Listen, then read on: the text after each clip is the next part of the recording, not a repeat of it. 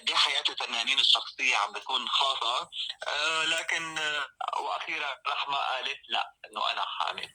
فانت شو رايك؟ هل انه حياه الفنانين الخاصه ملك لهم ام هلا بده يكبر بطنه وبدها تولد، يعني كل العالم رح تعرف بطلت خاصة يعني.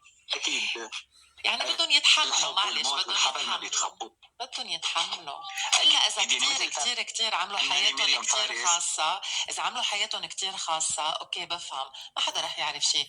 بس اذا يعني بدهم تمام. شوي يقولوا بدهم يتحملوا الناس، يعني لانه ما في الواحد يحصل على هلا كل شيء بالدنيا، كل شيء بتحصل عليه في دفع ثمن بالاخر يعني.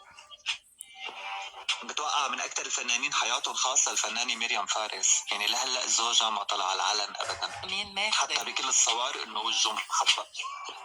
مين ماخذة؟ الله يرحمها لأمل ما حميد. بعرف مين مين. ايه هلكيتا بس هي اكثر مور بروباغندا يعني، بس انه لا بدنا نعرف ولا حدا سألان يعني.